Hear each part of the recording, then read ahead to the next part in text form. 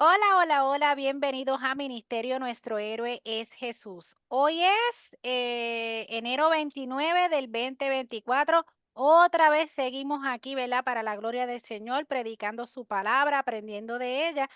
Y hoy, pues, no tenemos estudio bíblico, no sé, que yo sepa. Vamos a ver qué el Señor traerá a través de nuestro invitado, Pastor Gustavo Cisneros, desde Ecuador. Un pastor que lleva un tiempo siguiendo, un pastor que puedo ver en el espíritu, que es un hijo de Dios, es un verdadero pastor que ama la obra, ama servir. Así que, sin más ni menos, pastor, toda la plataforma es toda suya. Bendiciones, bienvenido. Muchas bendiciones, mi hermana Grace, mi hermana Rose, perdón. El Señor le bendiga y que bendiga también a todas las hermanas que están aquí conectándose. Un gusto saludarles. Repito, mi nombre es Gustavo Cisneros Castillo. No soy el multimillonario venezolano que ahora poco murió. Se llama Gustavo Cisneros, también se llamaba Gustavo Cisneros. Permítame contarle nada más un poquito de mi vida, mi testimonio.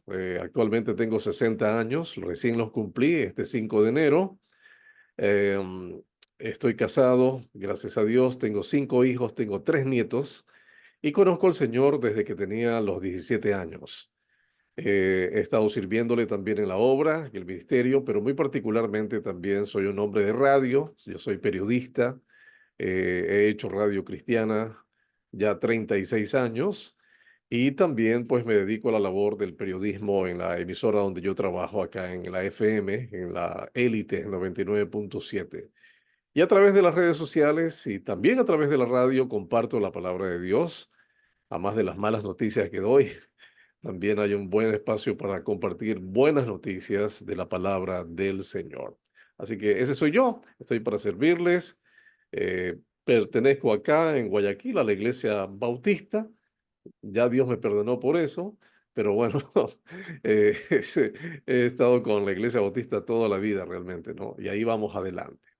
Hermanas, quería compartirles esta noche una porción de las Sagradas Escrituras que entiendo sirven para darnos consolación, para darnos esperanza, para reafirmar nuestra fe también. Hoy, sobre todo cuando estamos en un tiempo donde yo a veces veo a los cristianos un poquito confundidos y también los veo asustados, ¿ah? Los veo asustados, sobre todo cuando llegó la pandemia en el 2020. Fue un tiempo en el que algunas iglesias y algunos hermanos, sobre todo, comenzaron a tener algunas dudas que definitivamente no son las más correctas y que denotaban de una u otra manera la falta de conocimiento de la palabra de Dios. Entonces, en la Biblia sí encontramos acerca de las últimas cosas, encontramos nosotros luces que nos pueden afirmar a nosotros como personas de confianza, de fe, de tranquilidad, de paz en medio de todas estas tormentas, ¿no? Y vamos a ver lo que dice la primera carta a los tesalonicenses en el capítulo número 5. Voy a hacer una lectura rápida de lo que dice Primera Tesalonicenses 5 desde el verso número 1. Primera Tesalonicenses capítulo 5 desde el versículo número 1 que dice: pero acerca de los tiempos y de las ocasiones, no tenéis necesidad, hermanos, de que yo os escriba, porque vosotros sabéis perfectamente que el día del Señor vendrá así como ladrón en la noche. Que cuando digan paz y seguridad, entonces vendrá sobre ellos destrucción repentina, como los dolores a la mujer encinta, y no escaparán.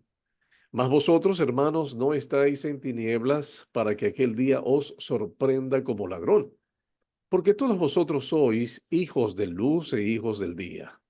No somos de la noche ni de las tinieblas. Por tanto, no durmamos como los demás, sino velemos y seamos sobrios. Pues los que duermen, de noche duermen, y los que se embriagan, de noche se embriagan. Pero nosotros, que somos del día, seamos sobrios, habiéndonos vestido con la coraza de fe y de amor, y con la esperanza de salvación como yelmo. Porque no nos ha puesto Dios para ira, sino para alcanzar salvación, por medio de nuestro Señor Jesucristo, quien murió por nosotros, para que ya sea que velemos o que durmamos, vivamos juntamente con Él. Por lo cual, animaos unos a otros y edificaos unos a otros, así como lo hacéis. Bien, hermanos, como dice este último versículo, pues nos animamos unos a otros y nos edificamos unos a otros con esta bendita palabra del Señor. El apóstol Pablo se ve en la obligación de escribirle a los hermanos de Tesalónica, esta iglesia que él mismo había fundado, para que tuvieran paz, para que tuvieran tranquilidad. Ya en el capítulo anterior, es decir, en el capítulo 4, si ustedes recordarán, el apóstol Pablo les da también tranquilidad sobre el tema de la muerte de los creyentes, de la resurrección, ¿verdad? De cómo estos cristianos que morían en ese entonces, eh, bueno, pues se iban a la presencia del Señor, pero algunos cristianos también de esta iglesia, sobre todo, estaban tristes, acongojados por la partida de ellos. Pero Pablo les dice, no se preocupen, no se dejen dominar tanto por ese sentimiento, ¿no? Recordando que un día van a volver a ver a esas personas, si se van de su presencia y van a la presencia del Señor. Asimismo, Pablo ahora les habla acerca del tema más importante al respecto de la venida de nuestro Señor Jesucristo. Él viene por segunda vez, eso no nos quepa duda, ¿verdad? No hay dudas al respecto de que Él viene por segunda vez. Pero muchas veces nosotros, sobre todo en el ámbito teológico, nos gusta debatir, ¿no? A mí me dicen que yo soy medio peleón, pero bueno, en cuanto a temas doctrinales y sobre todo en temas escatológicos, hay por lo menos tres posturas, ¿no? Las más sobresalientes acerca de la segunda venida de Cristo, si Él viene antes de la gran tribulación, si viene en la gran tribulación o después de la gran tribulación. Entonces, yo recuerdo cuando estudiaba en el seminario que tenía un misionero que era mi profesor de escatología. Él nos explicaba estas tres, ¿no? Pretribulacionismo, el post-tribulacionismo y el med-tribulacionismo. Entonces él decía, yo soy, yo no soy ni pre, ni med, ni post, yo soy pro segunda venida de Cristo. Y me hacía reír porque realmente eso es lo más importante, ¿no? Saber que lo que queremos es que Cristo venga ya, ¿verdad? Por su pueblo, por su iglesia. Entonces, eso es lo más importante. Y aquí en Tesalonicenses 5 el apóstol Pablo nos va a mencionar también qué es lo más importante acerca de este apasionante tema de la venida del Señor Jesucristo. En primer lugar, Pablo descarta que nosotros perdamos el tiempo en discusiones, hacer cálculos matemáticos, geográficos, generacionales, trigonométricos, etcétera, para saber cuándo sucederán estas cosas. Porque en el versículo número 1, el apóstol Pablo dice, acerca de los tiempos y las ocasiones, no tenéis necesidad, hermanos, de que yo os escriba. ¿Tiempos de qué? Acerca de la venida de Cristo. Bueno, muchos, incluso falsos profetas, ¿verdad? Y falsas sectas o sectas eh, que no son correctas, se han atrevido a poner una fecha, ¿no? De la venida del Señor Jesucristo y muchas de ellas han fallado y han quedado en ridículo. Entonces, Pablo nos advierte y nos dice que no perdamos el tiempo. Esto me recuerda más o menos como cuando Jesús estaba despidiéndose de sus discípulos ahí en el libro de Hechos capítulo 1, que los discípulos le hicieron la pregunta, Señor, ¿cuándo? ¿Cuándo vas a restaurar el reino tuyo, verdad? Y el Señor les dijo, no les toca a ustedes conocer los tiempos y las sazones que el Padre ha puesto en su sola potestad, pero me seréis testigos, recibirán poder y me serán testigos hasta lo último de la tierra, es lo que dijo Jesús. Una vez más, la Biblia, y esta vez por medio de Jesucristo, nos dice que nosotros en verdad no tenemos acceso a ese conocimiento. El mismo Señor Jesús, estando en la condición de hombre, dijo, el Padre es el único que sabe el día y la hora, ¿verdad? Entonces, ponernos a hacer cálculos y ponernos a pensar en los tiempos y en las ocasiones, Pablo dice, yo no tengo la necesidad de escribirles, porque ustedes saben, dice el versículo 2, perfectamente que ese día, el día del Señor va a venir de manera repentina, cuando menos se espere. ¿Cómo? Bueno, como la figura de un ladrón en la noche. ¿Cómo es un ladrón en la noche? Bueno, pues el ladrón no le avisa a usted cuándo le va a ir a robar, ¿verdad? No manda un comunicado a un banco, por ejemplo, y decirles, mañana a las 3 de la tarde vamos a estar robando el banco. No, simple y llanamente lo hacen, sobre todo, ¿verdad? Cuando la gente está desapercibida, cuando la gente no está ni concentrada. El ladrón espera siempre esa oportunidad, ¿no? Cuando la gente está distraída incluso. Bueno, no es la primera vez que la Biblia utiliza este término, ¿no? El mismo apóstol Pedro también dijo que vendría como ladrón en la noche y el mismo Señor Jesucristo, como ladrón en la noche, de manera imprevista. En el versículo 3 se da también otra clave importante, que cuando digan paz y seguridad, entonces vendrá sobre ellos destrucción repentina, como los dolores a la mujer encinta, y no escaparán. Acá también se nos da también otra clave acerca de cómo será, pues, ¿no? El tiempo cuando el Señor esté próximo a venir, cuando haya paz. Ahorita el mundo está en guerra, recordemos, ¿no? Ahí tenemos la guerra en Ucrania, la guerra en Medio Oriente, en la Franja de Gaza. ¿Y qué le voy a decir yo de mi país? Estamos en una guerra interna acá, ¿no? Luchando contra el terrorismo, acá sobre todo en la ciudad de Guayaquil. Entonces no hay paz, pero dice el Señor aquí en su palabra que cuando digan paz, paz, o sea, cuando se hable de esos famosos tratados de paz, alértense porque ahí ya las cosas están por sobrevenir. Sin embargo, nadie sabe el momento cuando esto ocurrirá. Pero luego Pablo nos habla de lo que es más importante al respecto de nuestra actitud para con este tema. Versículo 4 dice, más vosotros, hermanos, no estáis en tinieblas, para que aquel día os sorprenda como ladrón. Lo más importante que dice Pablo aquí es que nosotros debemos andar en la luz del día, no en la oscuridad. Recordemos que en aquel entonces no existía, pues no, la energía eléctrica. Las calles, el campo sobre todo, pues eran tinieblas, ¿no? Tinieblas. Y siempre las tinieblas han sido en la Biblia una representación del mal o del pecado, ¿no? De andar haciendo cosas negativas. Bueno, ahora la gente trabaja en las noches, anda en las noches, etcétera. Había cosas que se hacían antes en la noche, ¿verdad? Como por ejemplo beber, salir a fiestas, la prostitución. Pero eso ya ahora no tiene horario, ¿verdad? No importa, la luz del día se hace. Pero en aquel entonces la noche era vista así, como para hacer cosas pecaminosas. Y Pablo lo que nos dice es, ustedes no son de ese estilo de vida. Ustedes no son de la noche, son del día. Y aquí lo que dice es justamente que para que aquel día no nos sorprenda, nosotros debemos andar en la luz del día, la luz del Señor. Lo más importante no es saber cuándo y hasta ni cómo, ¿verdad? Ni cómo es que va a venir el Señor Jesús. En cuanto a eso, al cómo, yo tengo mi postura, pero el cuándo, ese sí no lo sé. No lo conozco ese día y la hora y la fecha, ¿no? Y es más, cuando hay predicaciones o estudios bíblicos escatológicos, la gente como que se pone inquieta y dice, pero ¿cuándo sucederá? ¿Qué? ¿Cómo sucederá?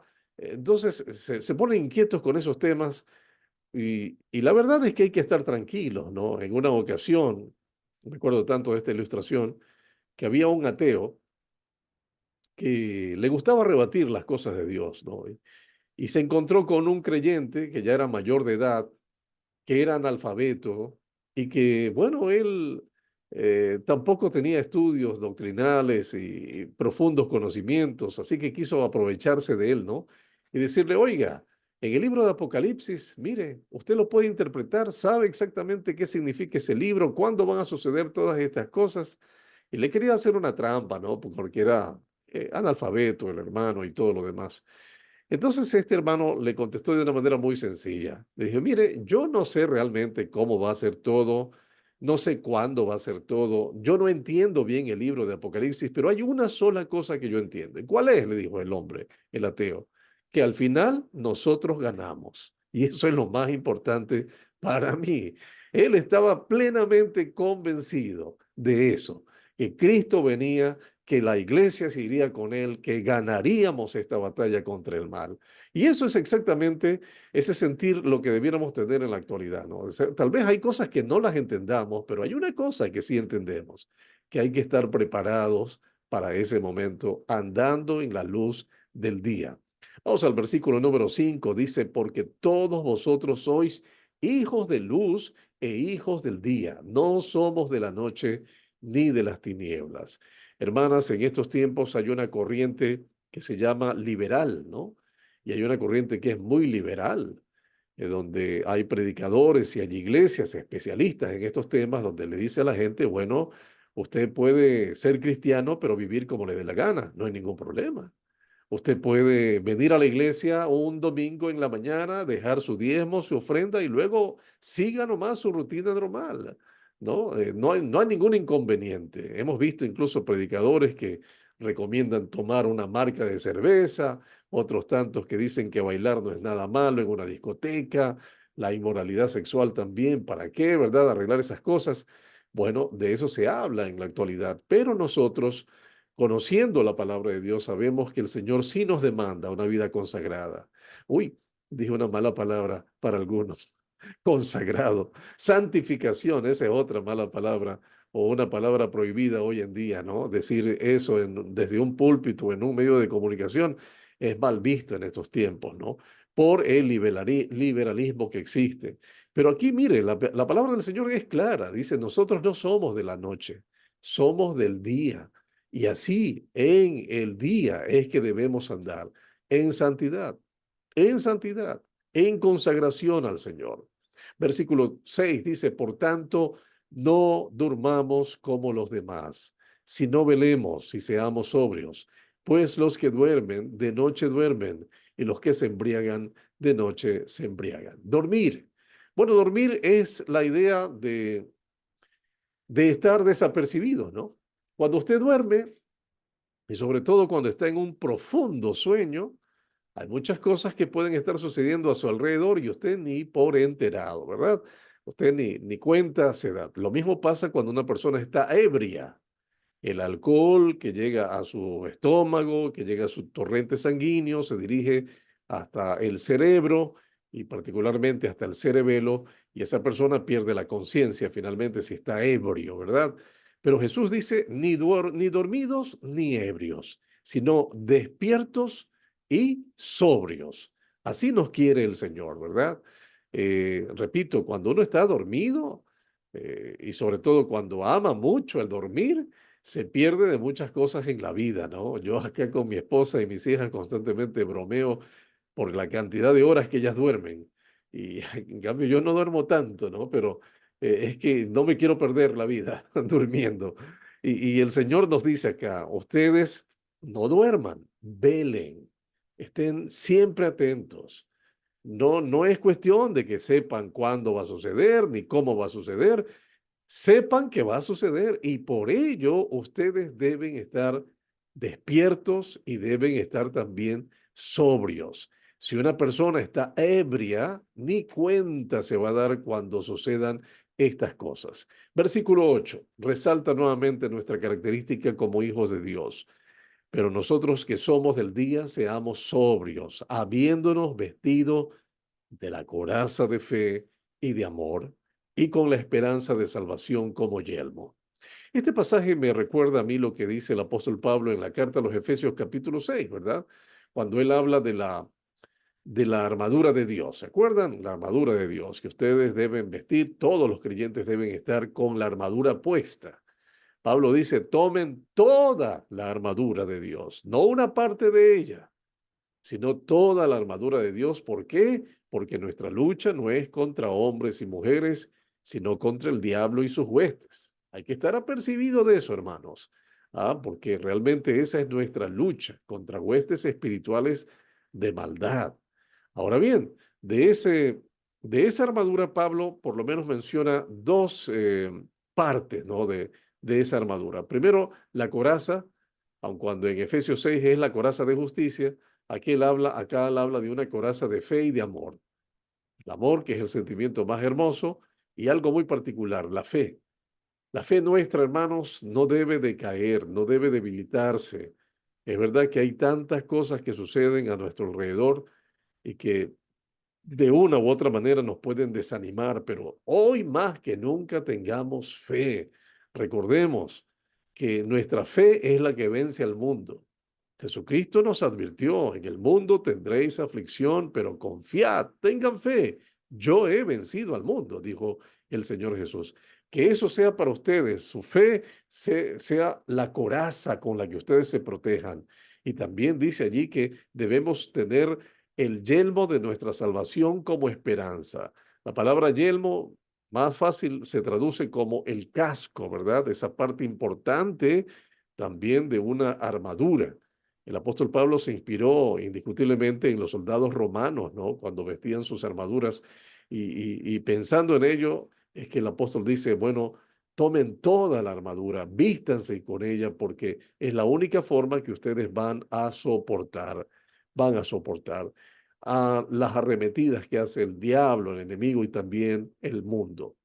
Muy bien, llegamos al versículo número 9. Dice, porque no nos ha puesto Dios para ira, sino para alcanzar salvación por medio de nuestro Señor Jesucristo. Hermanos y hermanas, sobre todo, el sentir del Señor, el sentir que Él tiene para con nosotros es tratarnos como hijos suyos, ¿no? Y llegará el día de la ira de Dios. Llegará el día de la ira de Dios, así lo conoce la Biblia o lo da a entender, la ira de Dios. Y esto va a ser en los últimos tiempos, ¿no? Pero dice allí el Señor que Él no nos ha puesto para ira. Indiscutiblemente nosotros estamos reservados para otro destino, ¿no? Hay quienes, con mucho respeto lo digo, creen que la iglesia va a pasar por el tiempo de la gran tribulación y van a ver el anticristo. Bueno, no sé, yo no lo quiero ver al anticristo, yo quiero ver al Señor Jesús, yo quiero irme con Él, no quiero saber nada de lo que va a pasar, que sé que va a pasar acá en la tierra, por lo que leemos en la Biblia, pero el Señor nos ha puesto para eso. Para ello, entonces, dice la palabra de Dios que debemos andar agradándole al Señor Jesucristo, quien murió, dice el verso 10, por nosotros, para que ya sea que velemos o que durmamos, vivamos juntamente con Él. Tener comunión con el Señor todos los días es lo necesario, es lo apropiado. Poder cultivar nuestra relación con Él a través de la lectura de su palabra, la oración, el reunirnos así como hacemos, ¿verdad? Congregarnos también en la iglesia. Así que, mis hermanas, esa es realmente la mejor cosa y la más importante a la que debiéramos hacer caso para estar preparados, ¿no? Estar preparados. Dice también la carta a los romanos en el capítulo número 13 que nosotros también ya debiéramos dejar de vivir como vivíamos antes en la oscuridad. Dice desde el versículo número 11 de Romanos 13, y esto, conociendo el tiempo, ya sabiendo que es el tiempo, que es ya hora de levantarnos del sueño, porque ahora está más cerca de nosotros nuestra salvación que cuando creímos. La noche está avanzada y se acerca el día. Desechemos, pues, las obras de las tinieblas y vistámonos las armas de luz. Andemos como de día, honestamente, no en glotonerías y borracheras, no en lujurias y lascivias, no en contiendas y envidias, sino vestíos del Señor Jesucristo y no proveáis para los deseos de la carne. Romanos 13, desde el 11 en adelante, lo dice con toda claridad, que nuestra principal preocupación y la mejor cosa que podemos hacer al respecto de esperar la venida del Señor Jesucristo es andar en la luz, no en las tinieblas, no andar dormidos, no andar ebrios, sino despiertos y sobrios para el Señor. Que andemos en su luz, esperando ese momento de nuestro encuentro con el Señor. ¿Qué les parece si oramos, hermanas? Pidiéndole al Señor que nos ayude a vivir en esa luz del día, recordando que no somos de las tinieblas, no somos de la noche, sino del día, y que también el Señor mismo nos dice que somos la luz de este mundo. Vamos a orar. Amado Dios y Padre eterno, te damos las gracias esta noche por tu palabra que nos llena de confianza, que nos exhorta, que nos anima a vivir una vida digna de ti, una vida pura, sin contaminación con las cosas de este mundo. Ayúdanos, oh Dios, a renunciar a todo aquello que impida nuestra cercanía contigo, que impida nuestra comunión contigo, nuestro diario caminar contigo. Ayúdanos a confiar, Señor, en medio de tanta situación. Padre, ayúdanos a confiar en ti. Ayúdanos a esperar en ti, sabiendo, Señor, que tú eres nuestra luz y tú eres nuestra esperanza. Te damos las gracias, Señor, en el nombre de Jesús. Amén y amén. Señor les bendiga, hermanas. Amén. Vamos ahora para donde se abre foro, pastor, donde todos compartimos algo. Voy a quitar la grabación y gracias Adelante. por estar hoy con nosotros.